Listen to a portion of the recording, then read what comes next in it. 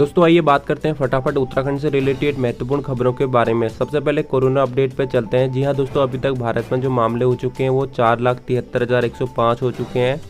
विश्व की बात करें तो 95,72,253 हो चुके हैं। ठीक हुए मरीजों की बात करें तो भारत में 2,71,697 लोग ठीक हो चुके हैं। विश्व की बात करें तो 52,10,254 लोग ठीक हो चुके हैं। और डेथ की बात करें तो भारत में 14,894 लोगों की मौत हो चुकी है और विश्व में यहाँ पे 4,86,011 लोगों की मौत हो चुकी है। पिछले 24 घंटे के दौरान यहाँ पे 16,922 मामले देखने को मिले हैं भारत में। और यहाँ पे देख सकते हो विश्व की बात करें तो 52,771 मामले देखने को मिले हैं पिछले 24 घंटे के दौरान। तो पहली अपडेट देख सकते हो, CBSE ICSE 10वीं 12वीं की बची परीक्षाएं रद्द। पिछली 3 परीक्षाओं के आंतरिक मूल्यांकन के आधार पर तैयार किए जाएंगे परिणाम। जी हां, आपको बता दें CBSE की 10वीं और 12वीं की बची परीक्षाएं निरस्त कर दी गई हैं। केंद्र सरकार व केंद्रीय माध्यमिक शिक्षा बोर्ड ने सुप्रीम कोर्ट को बताया कि पिछली 3 परीक्षाओं के आंतरिक मूल्यांकन के आधार पर विद्यार्थियों के परिणाम तैयार किए जाएंगे।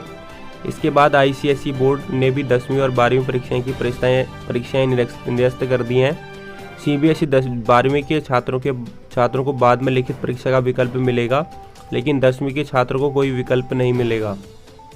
तो यहाँ पे CBSE और ICSE 10वीं 12वीं की परीक्षाएं रद्द हो चुकी हैं। अगली अपडेट देख सकते हो, चीन ने समझौते तोड़े, बिगड़ेगा माहौल भारत। विदेश मंत्रालय ने कहा LAC पर हिंसक झड़प के लिए चीन ही जिम्मेदार। पूर्वी लद्दाख स्थित वास्तविक नियंत्रण रेखा LAC पर तनाव और हिंसक झड़प के लिए भारत ने फिर चीन को जिम्मेदार ठहराया है। विदेश मंत्रालय ने कहा कि चीन मई के शुरुआत से ही LAC पर बड़े पैमाने पर सैनिक और सैन्य साजो सामान जुटा रहा था। इसके बाद भारत को मजबूरी में सेना तैनात करनी पड़ी। चीन के आपसी समझौतों को तोड़ने से विवाद हुआ। कहा LAC पर चीन ने सभी समझौतों का उल्लंघन किया। अगर ऐसा जारी रहा तो रिश्तों का माहौल और बिगड़ेगा। अगली अपडेट है, आंगनबाड़ी और आशा वर्करों को 1,000 CM ने सम्मान निधि देने का किया ऐलान। मुख्यमंत्री त्रिवेंद्र सिंह रावत ने आंगनबाड़ी और आशा कार्यकर्ताओं को 1,000 रुपये सम्मान निधि देने के तौर पर देने का ऐलान किया है।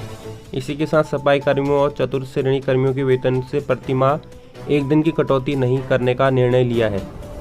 अगली अपडेट पर चलते हैं। अगली अपडेट देख सकते हो, बिना अनुमति प्रदर्शन पर प्रदेश अध्यक्ष समेत 150 से ज़्यादा कांग्रेसियों पर केस। प्रशासन ने दी थी सिर्फ 8 से 10 लोगों को बैठक करने की अनुमति।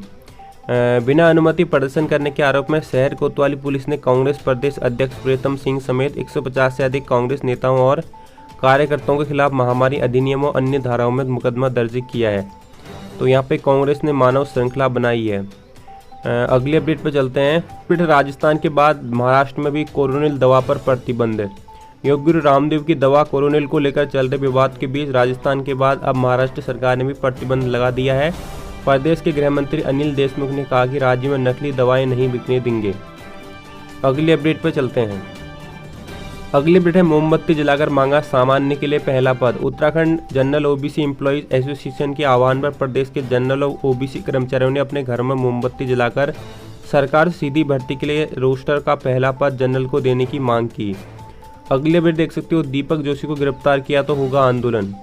Uttarakhand general OBC employees association की जिला कार्यकारिणी की पदाधिकारियों ने वरिष्ठ पुलिस अधीक्षक से मुलाकात कर एसोसिएशन के प्रदेश अध्यक्ष दीपक जोशी के मामले में तत्काल जांच कर मामला समाप्त करने का अनुरोध किया। एसोसिएशन ने कहा कि एकतरफा कार्रवाई पर कर जोशी को गिरफ्तार किया गया तो इसके खिलाफ आंदोलन छेड़ा जाएगा। अगली अपडेट देख सकते हो, सौर ऊर्जा से 15,000 युवाओं को मिलेगा रोजगार। 10 जिलों में 25 से 50 किलोवाट तक के प्लांट लग सकेंगे। ऊर्जा विभाग को 1 हफ्ते में तैयारी करने के निर्देश। प्रदेश सरकार राज्य के 15,000 युवाओं को सौर ऊर्जा की खेती से जोड़कर आत्मनिर्भर बनाने की तैयारी कर रही है। इसके तहत ऊर्जा विभाग की ओर से ऊर्जा योजना को मुख्यमंत्री स्वरोजगार योजना से जोड़ा जा रहा है। सरकार अब 10 पर्वतीय जिलों में 25 से 50 किलोवाट तक सोलर प्लांट लगाने के लिए सब्सिडी देने पर विचार कर रही है। अगली अपडेट देख सकते हो, साइबर अटैक के अलर्ट से हरकत में आया विभाग। साइबर अटैक को लेकर देश की सुरक्षा एजेंसियों की ओर से अलर्ट जारी किए जाने के बाद प्रदेश सरकार की ओर से भी आवश्यक कदम उठाए जा रहे हैं। बृहस्पतिवार को विभागीय अधिकारियों की बैठक में निर्णय लिया गया कि साइबर संकट प्रबंधन योजना तैयार की जाएगी। अगली अपडेट देख सकते हो, अगस्त से बनेंगे कर्मचारी पेंशनरों के गोल्डन कार्ड। जी हां, कोरोना संकट के कारण प्रदेश के 3 लाख राजकीय कर्मचारियों पेंशनरों को आयुष्मान योजना में गोल्डन कार्ड बनाने के लिए अभी 1 माह का इंतजार करना पड़ेगा। राज्य स्वास्थ्य प्राधिकरण ने अगस्त से गोल्डन कार्ड बनाने का लक्ष्य रखा है। अगले अपडेट देख सकते हो, व्यावसायिक वाहन चालकों और परिचालकों को देंगे 1000 रुपये। आर्थिक संकट का सामना कर रहे प्रदेश के व्यावसायिक वाहन चालकों और परिचालकों को प्रदेश सरकार 1000 रुपये की एक मुश्त आर्थिक सहायता देगी। सरकार के इस फैसले से राज्य के 1.5 लाख से अधिक चालकों और परिचालकों को लाभ मिलेगा। अगले अपडेट देख सकते हो, यहाँ पे रोजगार देने के लिए बेरोजगारों का पंजीकरण करेगा उपनल। विभिन्न सेक्टर किए जाएंगे चिन्हित। 31 मार्च 2021 तक चलेगा पंजीकरण। मुख्यमंत्री त्रिवेंद्र सिंह रावत ने प्रदेश में रोजगार के अवसर मुहैया कराने के लिए उपनल को विभिन्न सेक्टर चिन्हित करने के निर्देश दिए हैं। सेक्टरों के चिन्हीकरण के बाद उपनल बेरोजगारों का 31 मार्च 2021 तक पंजीकरण करेगा और यहाँ पे पहली प्राथमिकता पूर्व सैनिकों और सैनिक आश्रितों को दी जाएगी। और अगली अपडेट देख सकते हो, आर्थिक आपातकाल नहीं जो वेतन काटा। कोर्ट के नोटिस का कर्मचारी संगठनों ने किया समर्थन का फैसला तत्काल वापस ले सरकार। कर्मचारी संगठनों ने वेतन कटौती के मामले में हाईकोर्ट की ओर से सरकार से जवाब मांगे जाने का समर्थन किया है। उनका कहना है कि प्रदेश में आर्थिक आपातकाल नहीं लगा है जो सरकार उनके वेतन की कटौती को लेकर मनमाना फैसला ले लिया। अगले अपडेट पे चलते हैं दोस्तों। अगली अपडेट है यहाँ पे 30 जून तक जमा होंगे परीक्षा फॉर्म। श्रीदेव सुमन विश्वविद्यालय की ओर से परीक्षा फॉर्म जमा करने की अंतिम तिथि बढ़ा दी गई है। विश्वविद्यालय के परीक्षा नियंत्रक डॉक्टर RS चौहान की ओर से जारी निर्देश में कहा गया है कि ऑनलाइन परीक्षा आवेदन की अंतिम तिथि 30 जून तक के लिए बढ़ा दी गई है। वहीं शुल्क भी आप लोग 30 जून तक जमा कर सकते हो। तो अगली अपडेट है, ग्रीष्म अवकाश खत्म नहीं खोलेंगे कॉलेज। प्रदेश के डिग्री कॉलेजों में ग्रीष्म अवकाश खत्म हो गया, लेकिन शुक्रवार से डिग्री कॉलेज नहीं खोलेंगे। फिलहाल सभी शिक्षकों और कर्मचारियों को घर से ही कार्य करना होगा। दोस्तों अगली अपडेट है, 344 करोड़ की योजनाओं को मंजूरी। जी हां, आपको बता दें, मुख्य सचिव उत्पल कुमार सिंह की अध्यक्षता में प्रधानमंत्री कृषि सिंचाई योजना की राज्य स्तरीय स्वीकृति समिति की बैठक में इस वित्तीय वर्ष के लिए 344 करोड़ 76 लाख रुपए की प्रस्तावित योजनाओं को मंजूरी मिली है। अगली अपडेट देख सकते हो, सार्वजनिक निगमों को तत्काल 19 करोड़ जारी करने के निर्देश। मुख्यमंत्री त्रिवेंद्र सिंह रावत ने सचिव वित्त को 3 सार्वजनिक निगमों को तत्काल 19 करोड़ रुपए की धनराशि जारी करने के आदेश दिए हैं।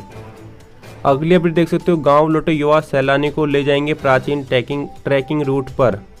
जी हां, यहाँ पे कोरोना संक्रमण को देखते हुए गांव लौटे पारा कुलारी के 4 युवाओं ने अब अपने पैतृक गांव में रहकर ही स्वरोजगार के लिए कमर कस ली है। वो गाइड बनकर सैलानियों को प्राचीन ट्रैकिंग रूट पर ले जाएंगे। अगली अपडेट देख सकते हो, लॉकडाउन में आंगनबाड़ी को अनुमति देने पर हाईकोर्ट सख्त 10 दिन में मांगा जवाब। यूपी के नौतनवा से विधायक अमनमणि त्रिपाठी को बद्री केदार का पास जारी करने का मामला। जी हां दोस्तों, हाईकोर्ट ने यूपी के विधायक अमनमणि त्रिपाठी को लॉकडाउन के दौरान बद्रीनाथ केदारनाथ जाने के लिए पास जारी करने के मामले में दायर जनहित याचिका पर सुनवाई के बाद सरकार को 10 दिन का अतिरिक्त समय जवाब दाखिल करने को दिया है।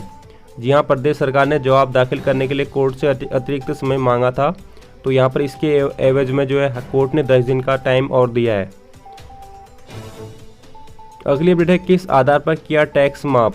हाईकोर्ट ने प्रदेश सरकार की ओर से लॉकडाउन के दौरान शराब कारोबारियों का करीब 196 करोड़ के टैक्स को माफ करने के मामले में दायर जनहित याचिका पर सुनवाई के बाद 3 सप्ताह के भीतर सरकार को जवाब दाखिल करने के निर्देश दिया है। कोर्ट ने सरकार से पूछा कि किस आधार पर शराब कारोबारियों के टैक्स की और रकम माफ की गई है। अगली अपडेट देख सकते हो, हाईकोर्ट के 329 पदों की लिखित परीक्षा का परिणाम घोषित। अधीनस्थ सेवा चयन आयोग ने हाईकोर्ट के 329 पदों की लिखित परीक्षा का परिणाम घोषित कर दिया है। इसमें कनिष्ठ सहायक के 288, आशु लिपिक के 41 पद शामिल है।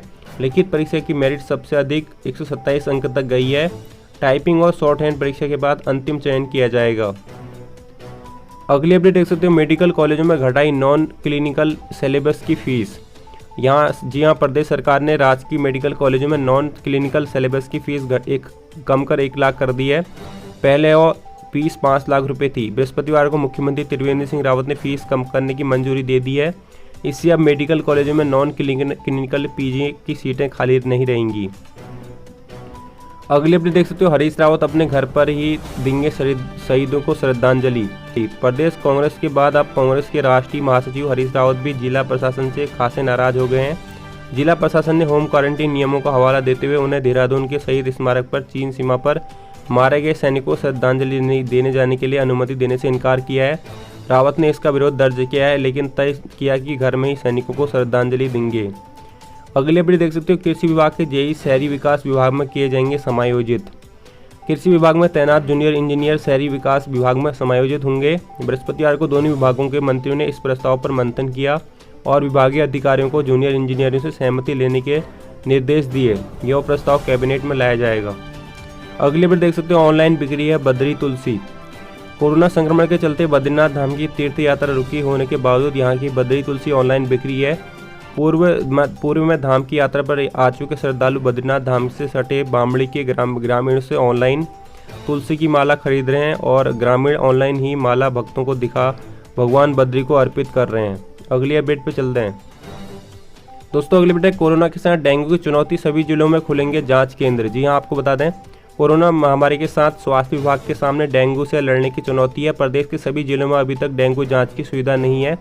सरकार की ओर से विभाग को सभी 13 जनपदों में एक डेंगू जांच केंद्र स्थापित करने के निर्देश दिए हैं। अगले भी देख सकते हो, सतर्कता से जल्द काबू में आएंगे हालात।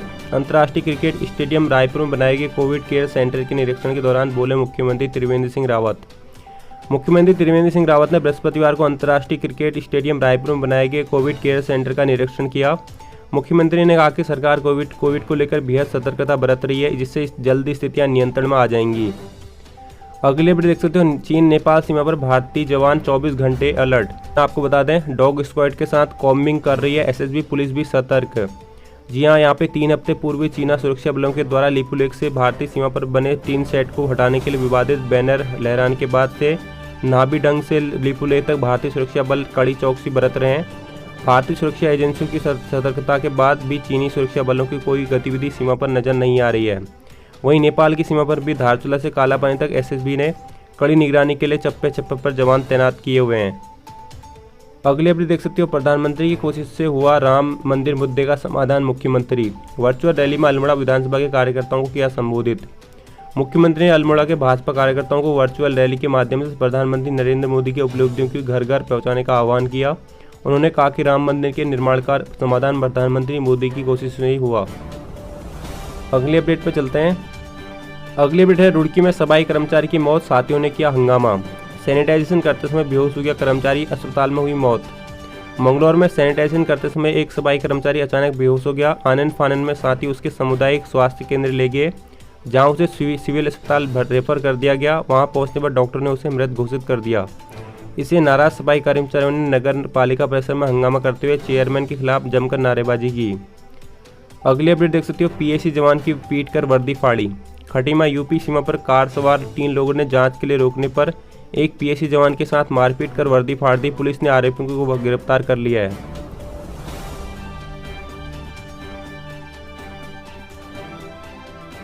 तो गाइस, ये कुछ महत्वपूर्ण खबरें थी उत्तराखंड से रिलेटेड। अगर आपको ये वीडियो पसंद आई है तो कृपया इसको लाइक करें, इसको शेयर करें। मैं आपको मिलूंगा नेक्स्ट वीडियो में, तब तक के लिए बाय, थैंक्स फॉर वॉचिंग।